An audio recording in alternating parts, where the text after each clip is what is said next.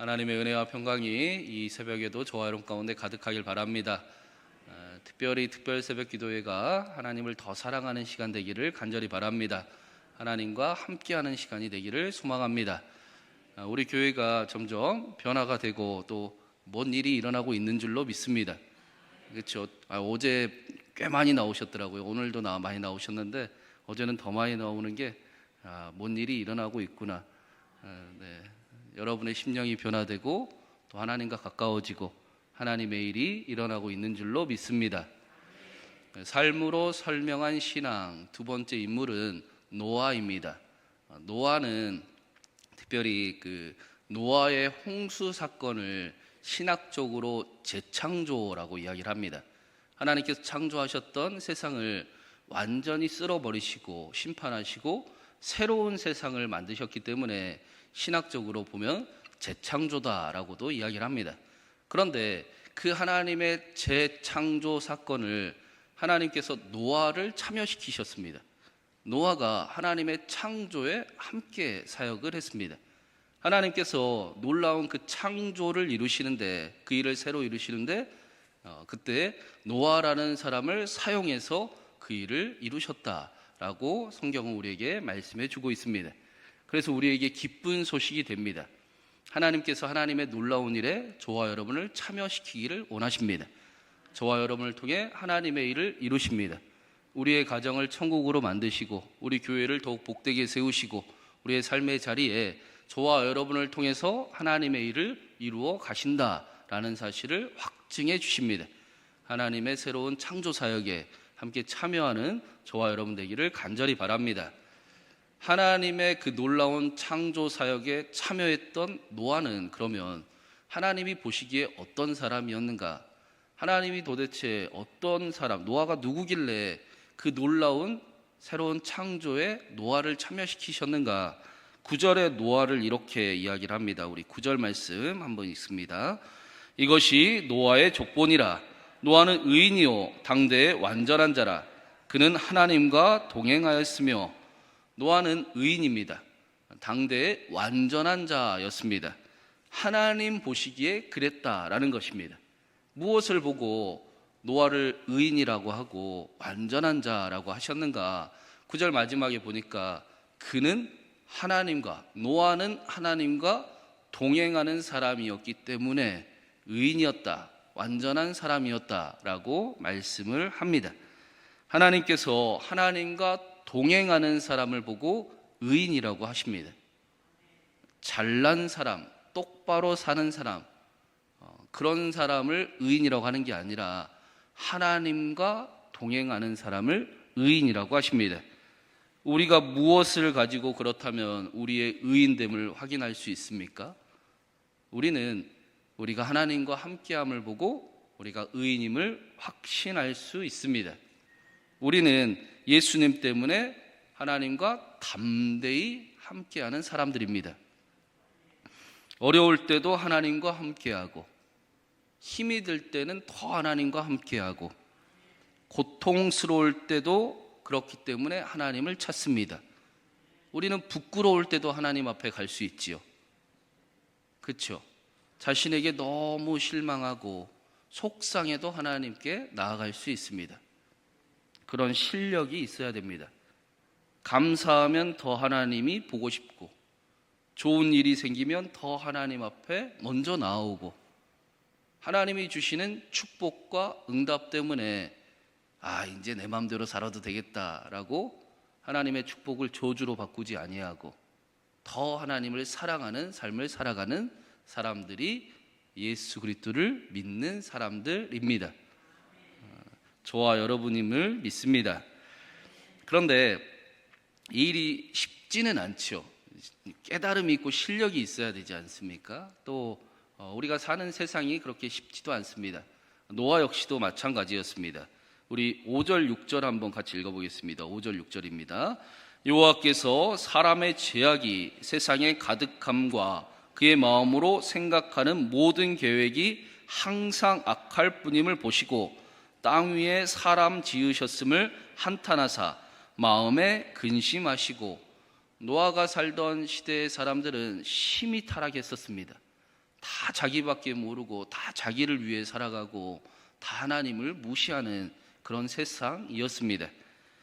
하나님께서 보시기에 한탄하시고 마음에 근심하실 정도로 세상이 타락하고 부패해 있었습니다.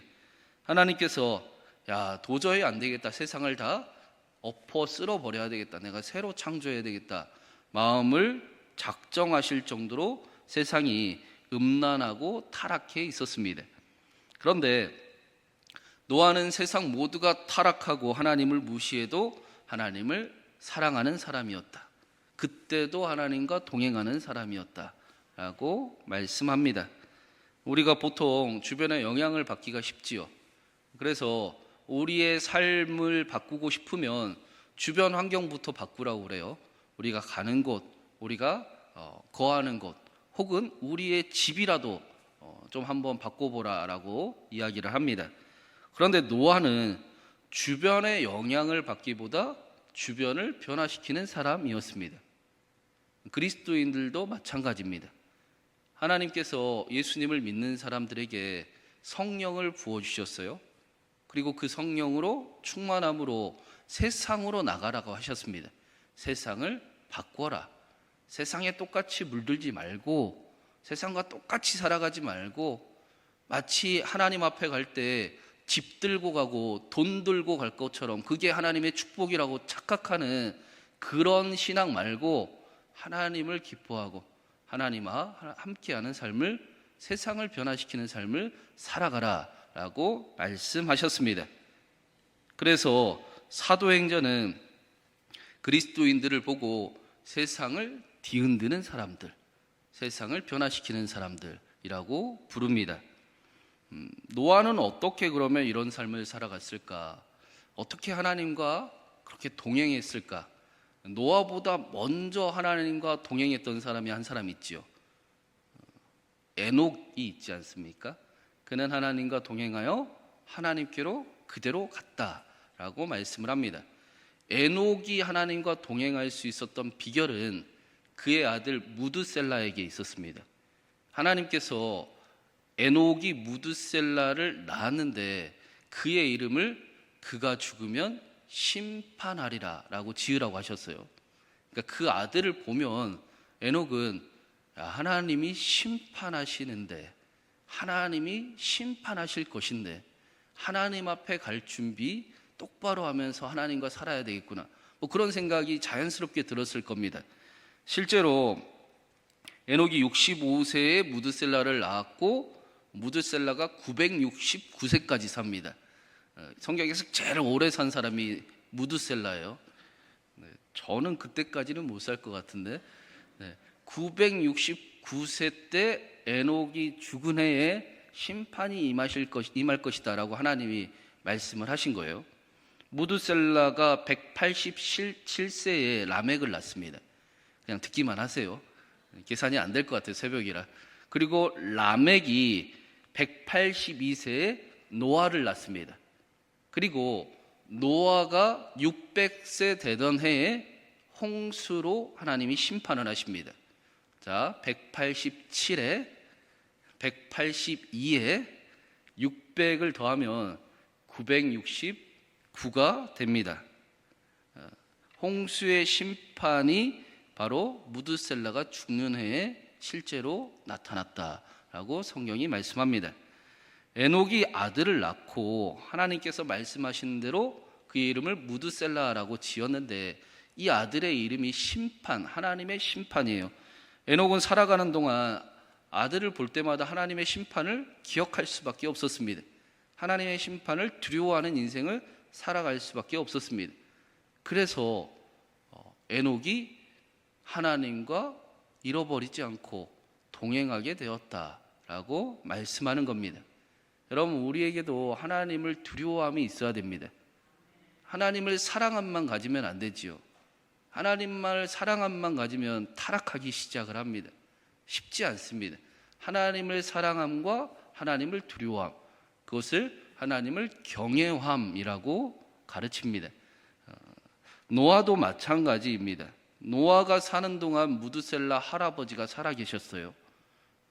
무드셀라 할아버지가 돌아가시면 세상이 심판이 임한다더라 라고 들었습니다. 그리고 다른 사람들은 다 못 봐도 노아는 하나님의 심판을 기억하는 삶을 살아갔던 겁니다. 그래서 9절 말씀에 보니까 그러나 노아는 여호와께 은혜를 입었더라.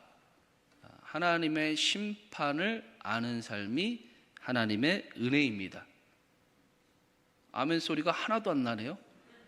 여러분 아멘 하셔야 돼요. 이거 모르면 큰일 나요. 이거 모르면 큰일 납니다. 그러면 손가락질 받고 욕먹는 신앙생활 하면서도 아무것도 모른 채 나는 하나님이 아직 나 사랑해 하면서 살아가는 겁니다. 전혀 하나님의 뜻대로 그리스도인으로 살아가기가 쉽지가 않습니다. 여러분, 하나님을 두려워하며 사는 인생이 은혜가 가득한 인생입니다. 하나님이 하나님의 자리에 계시는 인생이 복된 인생입니다. 우리에게 성령이 임하실 때도 마찬가지입니다.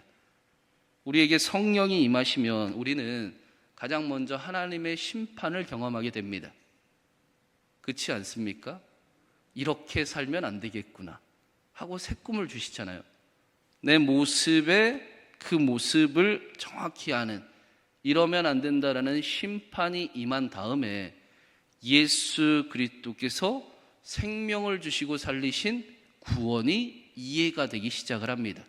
믿어지기 시작합니다. 나는 죽고 예수로 살겠습니다 라는 고백이 그래서 나오는 겁니다. 성령이 임하시면 심판이 임하고 구원이 임하는 겁니다. 구원만 임하면 안 되는 거예요. 그건 가짜라는 거예요.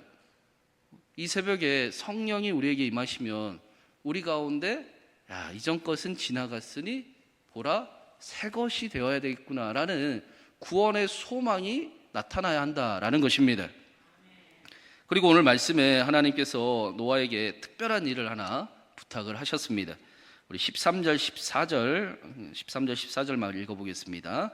하나님이 노아에게 이르시되 모든 혈육 있는 자의 포악함이 땅에 가득함으로 그 끝날이 내 앞에 이르렀으니 내가 그들을 땅과 함께 멸하리라. 너는 고페르 나무로 너를 위하여 방주를 만들되 그 안에 칸들을 역청을 안팎으로 칠하라. 이 세상에 포악함이 가득함으로 내가 이 세상을 이제 심판하리라. 너는 너를 위하여 방주를 만들라 라고 말씀을 하셨습니다. 우리가 보통 노아하면 뭐가 떠오르십니까? 홍수, 방주, 비둘기 뭐 그런 게 많이 떠오르는데 사실은 노아를 대표하는 아이콘은 순종입니다. 노아는 순종하는 사람이었습니다. 그래서 오늘 말씀 마지막 절에 노아가 그와 같이 하나님이 자기에게 명하신 대로 다 준행하였더라. 하나님의 말씀대로 그대로 행하였더라. 다 행하였더라 라고 순종했음을 말씀을 합니다. 그러면 우리가 순종을 이해할 때 여러 가지 이미지가 있는데 순종을 제가 간단하게 정리를 해서 말씀을 드리면 정확한 순종은 뭐냐? 하나님은 하나님 자리에 내어드리고 나는 내 자리, 피조물의 자리에 있는 겁니다. 그게 순종입니다. 우리가 죄에게 순종한다라는 것은 죄를 하나님으로 모신다라는 겁니다. 그렇죠? 죄님, 죄님 하면서 살아가잖아요. 돈님, 욕심님, 그렇게 하나님으로 모시면서 살아가는 것을 우리가 순종이라고 착각을 하는데, 그런데 하나님이 아닌 다른 것을 하나님 자리에 모시는 것을 성경은 불순종이라고 설명을 합니다. 그런데 노아는 하나님께 순종하는 사람이었어요. 다시 말하면 노아가 하나님과 동행하는 삶을 살아갔는데 그냥 하나님 생각하면서 살아갔다, 그냥 하나님과 함께했다 정도가 아니라 항상 하나님은 하나님 자리에 모시고 나는 내 자리에서 하나님을 신뢰하며 하나님과 함께하는 삶을 살아갔다라는 겁니다. 그게 노아가 하나님과 동행하는 삶을 살아갔던 모습입니다. 노아가 방주를 만드는 일도 사실 쉬운 일이 아니었죠. 세상 사람들이 다 손가락질했지 않습니까? 놀렸지 않습니까? 기간도 하루 이틀에 지은 그런 배가 아닙니다. 하나님께서 14절 말씀에 보면 고페르 나무로 지으라고 하세요. 그런데 이 방주가 어떻게 만들어야 되는지 자세히 설명해 주시는데 그 크기가 장난이 아닙니다. 규빗이라고 나왔는데 우리가 이해하기 쉽게 미터로 계산을 해보면 길이가 135m예요. 놀라지도 않으시죠? 네. 그리고 너비가 22.5m입니다. 높이는 13.5m, 4에서 5층 되는 거예요. 제가 네이버 지도로 도대체 이게 어느 정도인가 봤더니 우리 교회 8개 정도, 우리 교회 건물 8개 정도의 크기입니다. 7단지 동이 좀 크더라고요. 지도로 보니까 7단지 동 4개 만큼의 크기의 배를 노아 혼자서 지었습니다. 그것도 고페르 나무만 가지고 고페르 나무를 자라게 하고 구하고 만들어서 방주를 만들었습니다. 혼자서 만들기, 순종하기가 쉬운 일이 아니었습니다. 또 우리가 그 이야기 들어본 적이 있듯이 하나님께서 방주의 설계도를 알려주시는데 동력 장치를 만들라는 얘기는 안 하시잖아요. 그냥 떠다니는 배를 만들어라 라고 하셨습니다. 이게 말이 안 되는 거죠. 배는 배인데 왜 떠다니는 배를 만들어야 되는가. 똑똑한 마음이 들었을 텐데 노아는 내 인생이 이 배와 같아야 되겠구나. 물 위에, 거대한 물 위에 거대한 배가 하나님이 인도하시는 대로 살아가는 인생을 원하시는구나. 그렇게 방주를 만들었습니다. 노아의 방주는 지어질 때도 하나님의 뜻대로 지어졌고 지어진 이후에 탑승했을 때는 더 하나님의 인도하심에 따라갈 수밖에 없는 그런 삶을 요구하셨던 것입니다. 이 일을 보고 22절이 노아가 그와 같이 하여 하나님이 자기에게 명하신 대로 다 준행하였더라. 노아는 순종하는 사람이었더라 라고 말씀하는 것입니다. 마지막으로 그러면 한 가지 우리가 오해하면 안 되는 사실이 있는데, 그러면 우리가 하나님 앞에 다 맡겨야 되니까 그러면 우리가 할 일을 다 포기해야 된다, 그런 뜻인가 라고 착각을 해서는 안 됩니다. 하나님의 인도하심을 온전히 따라가는 삶이 우리가 할 일이 없다라고 이야기하는 삶이 아닙니다. 그렇게 신앙생활하면 안 됩니다. 오히려 하나님께 맡기면 더 치열하게 하나님과 동행을 해야 합니다. 하나님의 뜻을 구하고 하나님의 뜻을 찾기를 간절히 바라면서 기도하는 삶을 반드시 살아가야 합니다. 그래야 하나님과 동행할 수 있습니다. 노아가 하나님께서 자기에게 명하신 대로 다 준행하였더라 라는 말씀은 다시 다른 말로 돌려보면 노아는 하나님이 말씀하신 일이 그대로 이루어질 줄을 믿었더라 라고 이야기하는 겁니다. 예수님께서 기도에 대해 가르쳐 주시면서 너희가 기도하고 구하는 것은 받은 줄로 믿으라. 그리하면 그대로 되리라 말씀하신 것처럼 노아는 하나님이 말씀하신 일을 받은 줄로 믿었습니다. 이미 이루어진 줄로 믿었습니다. 사람들은 다 손가락질했지만 아니, 하나님의 약속은 이루어졌다라고 그렇게 순종했습니다. 응답하실 것이라고 믿는 것이 아니라 이미 응답하셨다라고 믿었습니다. 선한 길로 인도하실 것이다라고 믿는 게 아니라 이미 나는 선한 길로 인도함을 받고 있다라고 살아갔습니다. 받은 줄로 믿으라라는 것은 이미 받은 것처럼 살아가라라는 것입니다. 그게 노아가 사는 방식이었다라는 것입니다. 우리의 기도도 이렇게 이어져야 합니다. 우리의 생각을 바꾸라는 정도의 이야기가 아닙니다. 긍정적인 생각을 가져야 된다는 이야기도 아닙니다. 그럼 우리가 어떻게 우리의 생각으로 우리의 두려움을 이길 수 있습니까? 우리의 문제를 우리의 생각으로 바꿀 수 없습니다. 예수님이 하신 말씀은 하나님이 주시는 믿음을 선물로 받으라는 것입니다. 성령을 구하고 성령이 임하셔서 내 안에 하시는 이야기를 들으라라는 것입니다. 그 일을 경험하고 그것을 믿으라라고 말씀하시는 것입니다. 성령을 구해야 한다라는 것입니다.